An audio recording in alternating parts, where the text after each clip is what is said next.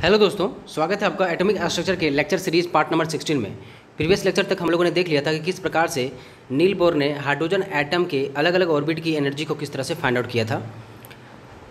उन्होंने एनर्जी का इक्वेशन दिया था हमारे पास E = -13.6 into Z² divided by n² electron volt. इस इक्वेशन का यूज करके आप हाइड्रोजन के अलग अलग ऑर्बिट का एनर्जी फाइंड आउट कर सकते हैं। तो हमारे पास जो पहले ऑर्बिट की एनर्जी आई थी वह थी -13.6 इलेक्ट्रॉन वोल्ट, दूसरे ऑर्बिट की एनर्जी -3.4 इलेक्ट्रॉन वोल्ट, तीसरे ऑर्बिट की एनर्जी -1.5 इलेक्ट्रॉन वोल्ट, चौथे ऑर्बिट की एनर्जी -0.86 इलेक्ट्रॉन वोल्ट। ध्यान से देखेंगे तो आप पाएंगे कि जैसे जैसे आप ऑर्बिट में आगे बढ़ रहे हैं वैसे वैसे इसकी एनर्जी भी क्या हो रही है, बढ़ रही है। इसका मतलब ये हुआ कि पहला ऑर्बिट जो है उसकी एनर्जी सबसे लोवेस्ट एनर्जी वाली होगी।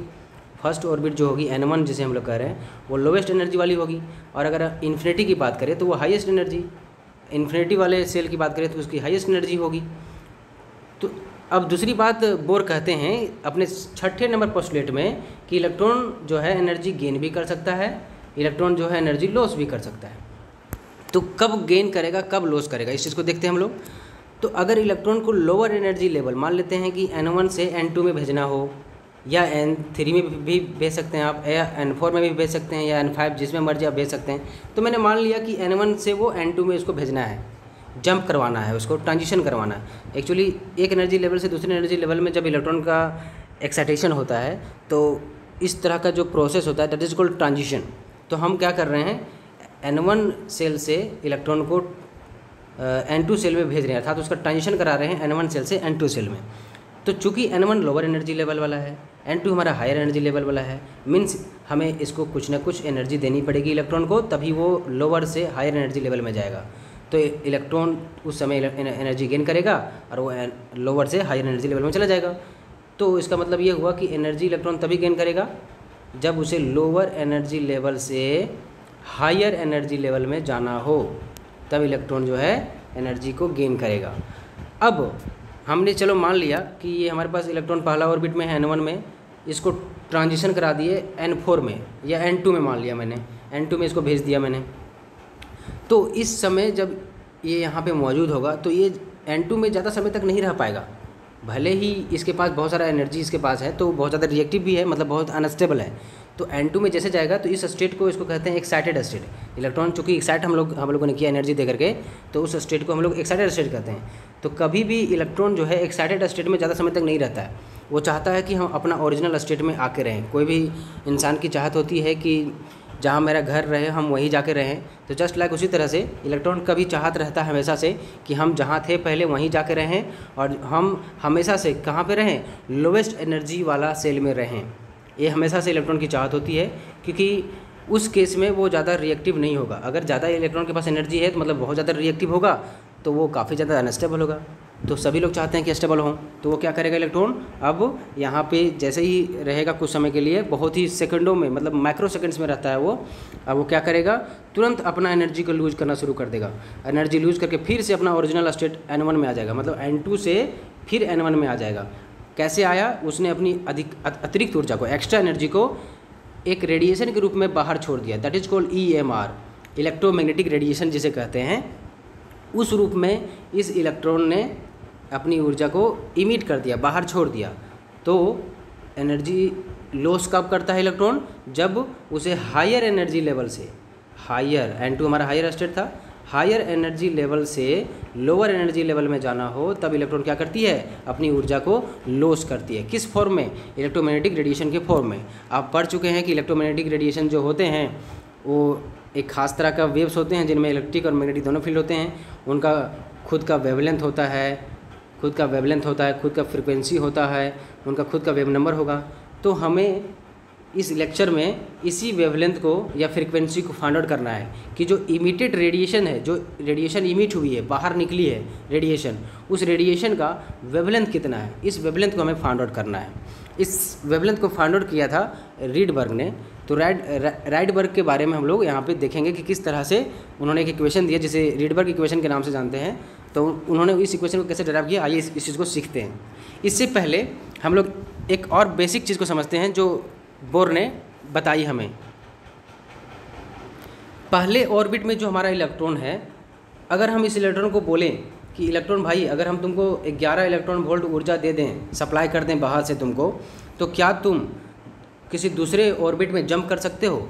तो इलेक्ट्रॉन बोलेगा let me do my analysis, मुझे एनालिसिस करने दो कि मैं जा सकता हूँ कि नहीं, तब मैं तुम्हें बताता हूँ। तो चलो मैंने 11 इलेक्ट्रॉन वोल्ट इसको ऊर्जा दे दी। पहला ऑर्बिट में इलेक्ट्रॉन जो है वो कितने पावर से, कितने एनर्जी से बंधा है न्यूक्लियस से? -13.6 इलेक्ट्रॉन वोल्ट एनर्जी से बंधा है। मैंने इसको बाहर से +11 इलेक्ट्रॉन वोल्ट एनर्जी दी, माइनस करेंगे तो आएगा 2.6 इलेक्ट्रॉन वोल्ट। यस, इतना ही आएगा, 2.6 इलेक्ट्रॉन वोल्ट एनर्जी आएगी इसके पास। अब ये चेक करेगा कि मेरे पास कोई ऐसा ऑर्बिट है जिसकी एनर्जी 2.6 इलेक्ट्रॉन वोल्ट है।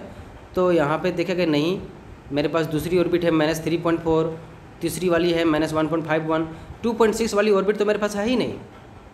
तो इलेक्ट्रॉन बोलेगा नो, मुझे आप इतना एनर्जी देंगे तो मैं जंप नहीं कर पाऊँगा। तो अब इलेक्ट्रॉन के पास समस्या आ गई, या फिर हमारे पास समस्या आ गई कि कैसे जंप करवाएं उसको।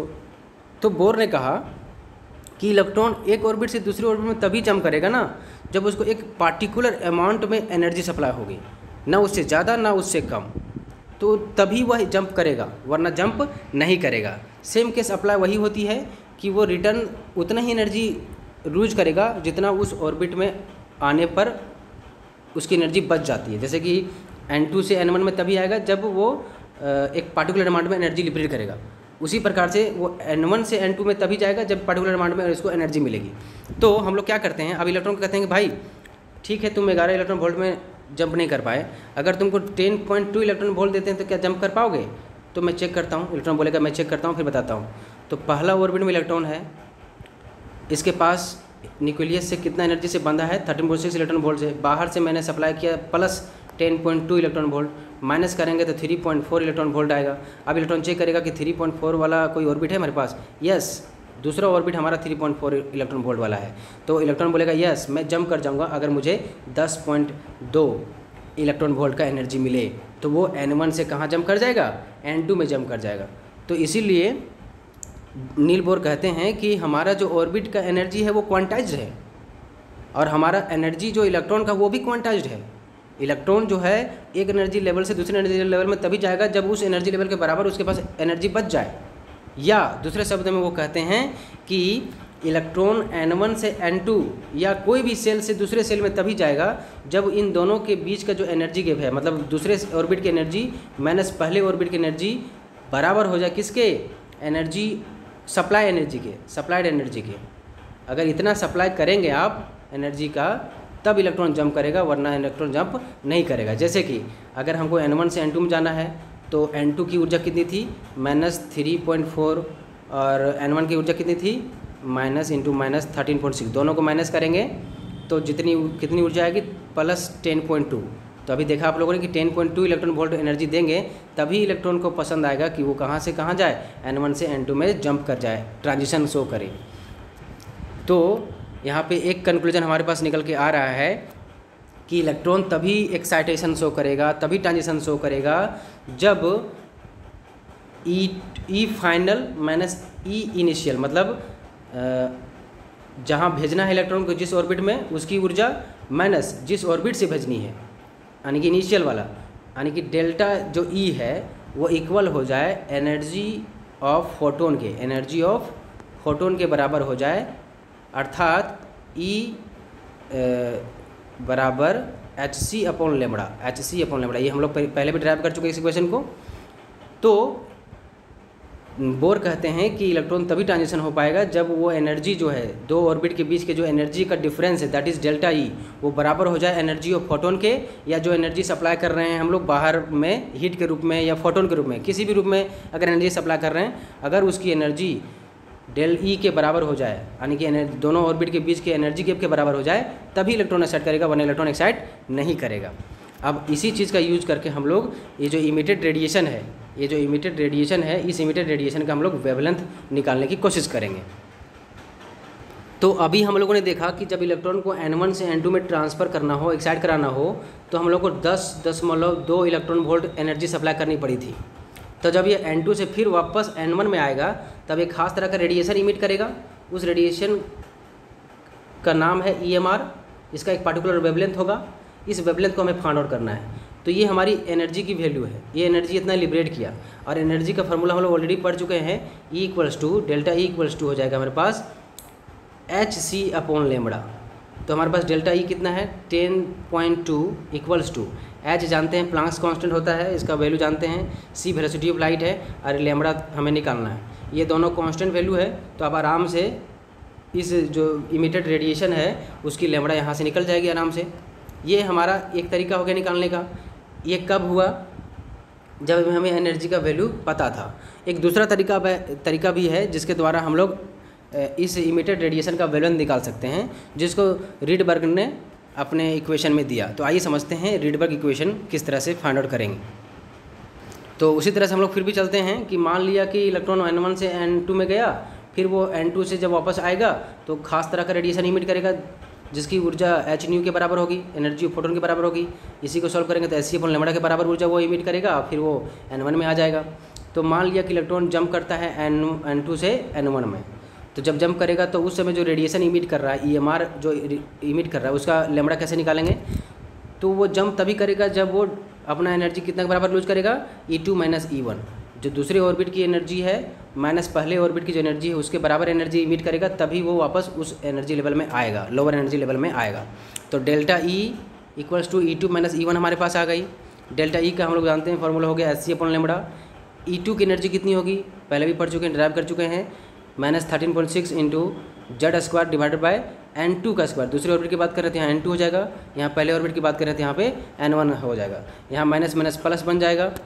यहाँ पे आप देख रहे हैं कि 13.6 और जेड स्क्वायर दोनों में सेम है, तो कॉमन ले लेंगे, दोनों को बाहर आ जाएगा, ये दोनों बचेगा हमारे पास क्या 1 upon N2 minus 1 upon N2 का स्क्वायर हो गया यहाँ पे, और यहाँ पे क्या होगा N1 का स्क्वायर। तो अगर हमको इस माइनस को अंदर ले जाना है तो जो माइनस में वो प्लस हो जाएंगी, तो N1 जो है हमारा शुरू में आ जाएगा, यानी कि जो hc अपॉन लेमड़ा का इक्वेशन आएगा वो हो जाएगा hc अपॉन लेमड़ा बराबर 13.6 into Z square into 1 by N1 square minus 1 by N2 square. अब ये hc जो है इसको इधर नीचे ला लेंगे हम लोग। नीचे लाने के बाद हमारे पास इक्वेशन बचेगा 1 अपॉन लेमड़ा बराबर 13.6 बटा hc into Z square into 1 by N1 square minus 1 by N2 square.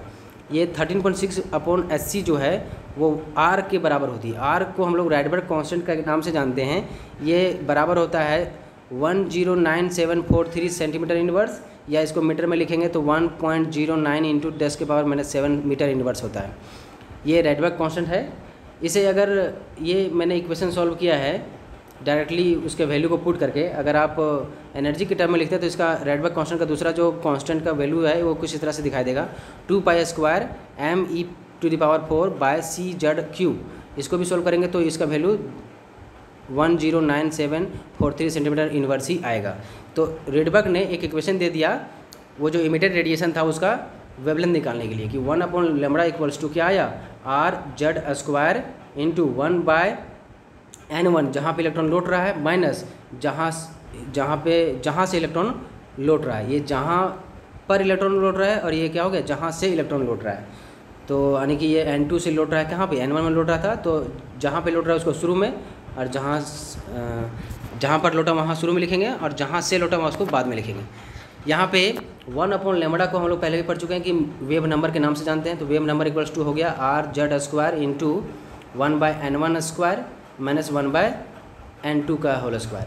ये इक्वेशन याद रखेंगे। इस इक्वेशन का डायरेक्ट यूज़ करके हम लोग किसी भी पार्टिकुलर ट्रांजिशन का वेवलेंथ उस समय निकाल सकते हैं जिसमें वो रेडिएशन इमिट करेगा। जैसे कि अगर आपसे पूछा जाए कि मान लेते हैं कि इलेक्ट्रॉन जो है N1 से N4 में गया और N4 से जब वापस N1 में आया तब वह EMR इमिट करेगा, और इस EMR का क्या होगा एक अपना पार्टिकुलर एनर्जी होगा that will be equal to h into nu, और इसी को hc अपॉन लेमड़ा के नाम से जानते हैं। इतनी एनर्जी क्या करेगा ये इलेक्ट्रॉन जो है इमिट कर देगा, बाहर रिलीज कर देगा, तब जाकर के वो फिर लोअर एनर्जी लेवल में आएगा। तब बोलेगा कि इसका लेमड़ा निकालिए। तो कैसे निकालेंगे? तो एक तरीका हम लोगों ने पहले भी देख चुका है। दूसरा तरीका क्या है हमारा 1 upon lambda equals to RZ square into 1 by N1 का स्क्वायर माइनस 1 बाय N2 का स्क्वायर। तो हम लोग क्या कह रहे हैं कि ये 4 से 1 में आ रहा है इलेक्ट्रॉन, 4 ऑर्बिट से वो फर्स्ट ऑर्बिट में आ रहा है। तो पुट कर दें RZ square into 1 by N1 कितना है 1 हमारे पास है, तो 1 का स्क्वायर माइनस 1/n2 कितना है 4, तो 4 का स्क्वायर हो जाएगा। तो इसको सॉल्व करेंगे तो r/² इंटू 1 इसका कॉमन ले लेंगे 16 आएगा, तो 16 हो जाएगा यहाँ पे 16 - 1 यानी कि 15 हो जाएगा। तो r/² 15/16 जेड का यहाँ पे वैल्यू 1 पुट कर देंगे आप, चूँकि हाइड्रोजन एटम की बात कर रहे हैं हम लोग, तो 1 आ जाएगा। तो ओवरऑल हमारे पास कितना आ जाएगा, 1 का स्क्वायर करेंगे तो 1 ही आएगा। तो r 15/16 1/λ बराबर क्या आया 15r/16। इसको मैं लिख देता हूँ 1/λ बराबर आया 15r/16। ये 1/λ है, हमें क्या निकालना है लेमड़ा, तो ये इसको उल्टा कर देंगे तो ये भी उल्टा हो जाएगा। तो लेमड़ा इक्वल्स टू क्या आ जाएगा 16/15r। ये 1/r का जो वैल्यू होता है इसे याद रखेंगे आप 911 एंगस्ट्रॉम। तो आप यहाँ पे 16 डिवाइडेड बाई 15 इंटू 911 एंगस्ट्रॉम करेंगे, कैलकुलेट करेंगे, जितना आएगा उतना एंगस्ट्रॉम हमारा वेवलेंथ होगा किसका, उस इमिटेड रेडिएशन का। इस तरीके से आप कोई भी ट्रांजिशन दिया रहे आप उसका वैल्यू पुट कर देंगे और आपको ये पता चल जाएगा कि कितना वेवलेंथ वाला रेडिएशन इमिट हो रहा है। एक और क्वेश्चन लेते हैं हम लोग, जैसे कि इस क्वेश्चन में कहा जा रहा है कि calculate the wavelength of radiation emitted when electron falls from infinity orbit to first orbit. मतलब इन हाइड्रोजन एटम, एक हाइड्रोजन एटम में बीच में न्यूक्लियस है और कहा जा रहा है कि हमारे पास कहाँ से इलेक्ट्रॉन पहला ऑर्बिट में आ रहा है, ये हमारा फर्स्ट ऑर्बिट है। ये मान लेते हैं कि n = इन्फिनिटी है, तो इन्फिनिटी ऑर्बिट से इलेक्ट्रॉन कहाँ गिर रहा है n1 ऑर्बिट में। तब जब ये गिर रहा होगा तो ये खास तरह के इलेक्ट्रोमैग्नेटिक रेडिएशन इमिट करता होगा। उस इलेक्ट्रोमैग्नेटिक रेडिएशन का क्या होगा लैम्बडा, इसे आपको पूछा जा रहा है कि कितना होगा। तो हाँ भाई, हम लोगों ने इक्वेशन पढ़ा कि 1/λ equals to r/² into 1/n1² minus 1/n2²। तो यहाँ पे n2 हमारा क्या होगा इन्फिनिटी और n1 क्या होगा फर्स्ट 1 होगा। तो पुट करते वैल्यू को r/² इंटू 1/1² माइनस 1/इन्फिनिटी का स्क्वायर। इन्फिनिटी का स्क्वायर करेंगे तो इन्फिनिटी ही आएगा और 1/इन्फिनिटी इक्वल टू 0 होता है। तो ये हमारा जो वैल्यू आएगा वो 0 आएगा। तो ओवरऑल हमारे पास कितना आया r/², ये वैल्यू 1 - 0 आएगा। तो ओवरऑल कितना आया r/²। इसी को आगे फर्दर सॉल्व करते हैं हम लोग। जेड का वैल्यू हाइड्रोजन एटम दिया है तो 1 हम लोग पुट कर देंगे, तो 1 r इंटू 1 का स्क्वायर हो जाएगा हमारे पास सिंपली r। तो ओवरऑल हमारे पास देखेंगे तो क्या आया 1/λ equals to r, 1/λ equals to r। अगर हमें लेमड़ा निकालना है तो लेमड़ा कितना हो जाएगा 1/r। लेमड़ा क्या हो जाएगा 1/r। ये इसको उल्टा करेंगे तो ये भी उल्टा हो जाएगा, तो 1/r हो जाएगा। और 1/r का मैंने वैल्यू बताया था कि लेमड़ा इक्वल्स टू 1/r, और 1/r का वैल्यू होता है 911 एंगस्ट्रॉम। मतलब इलेक्ट्रॉन अगर इन्फिनिटी ऑर्बिट से फर्स्ट ऑर्बिट में गिरता है तो उस समय जो इमिटेड रेडिएशन होगा उसका वेवलेंथ कितना आया 911 एंगस्ट्रॉम। इस वेवलेंथ वाला जो रेडिएशन है वो इमिट करेगा वह इलेक्ट्रॉन। तो ये कुछ इस तरह के एग्जाम्पल थे। अभी हम लोगों ने देखा कि जो रीडबर्ग कांस्टेंट था उसका जो थ्योरेटिकल वैल्यू था वो आया था 109,743 सेंटीमीटर इनवर्स। जब साइंटिस्ट ने इनका एक्सपेरिमेंटल वैल्यू निकाला तो वो आया 109,677.76 सेंटीमीटर इनवर्स, जो कि अप्रोक्सीमेटली था। इस बात से नील बोर की जो थ्योरी थी वो ज़्यादा अब और मान्य होने लगी, क्योंकि एक्सपेरिमेंटल वैल्यू से वो टैली कर रहा था। तो रीडबर्ग ने इक्वेशन दिया जो अभी हम लोगों ने पढ़ा, किसी भी एटम के लिए वो जनरली दिया, मतलब सिंगल इलेक्ट्रॉन लाइक स्पीसीज के लिए, कि जो उनका वेवलेंथ इमिटेड रेडिएशन का होगा वो 1/λ equals to r/² into 1/n1 का स्क्वायर माइनस 1/n2 का स्क्वायर। यहाँ अगर हाइड्रोजन की एटम की बात करेंगे तो 1 पुट कर देंगे तो सिंपली हमारे पास क्या इक्वेशन आएगा, कुछ इस तरह का इक्वेशन आएगा 1/λ इक्वल्स टू r। जड़ तो यहाँ पे 1 पुट कर देंगे तो जड़ खत्म हो जाएगा, तो बचेगा r into 1/n1² minus 1/n2²। ये हाइड्रोजन एटम के लिए हमारा वेवलेंथ का इक्वेशन है, या तो इसे हम लोग रैडबर्ग इक्वेशन के नाम से भी जानते हैं। आई होप आपको चीज़ें समझ में आ गई हों कि इलेक्ट्रॉन अगर जंप करता है तो कब जंप करेगा, कितनी अमाउंट में एनर्जी चाहिए और क्यों चाहिए, इस चीज़ को हम लोगों ने देख लिया। और वो जब वापस लौटेगा एनर्जी को लॉस करते हुए, तो वो जो लॉस करेगा एनर्जी का वो इलेक्ट्रोमैग्नेटिक रेडिएशन के रूप में करेगा, और उस रेडिएशन का एक पर्टिकुलर वेवलेंथ होगा, उसका वेवलेंथ को हम लोग रैडबर्ग इक्वेशन से प्राप्त कर सकते हैं। आप लोगों ने सारी चीज़ें देख ली। अगर किसी तरह का डाउट हो तो आप मुझे कमेंट सेक्शन में पूछ सकते हैं। Thanks for watching my videos. Please do subscribe and share to friends and colleagues. Thank you.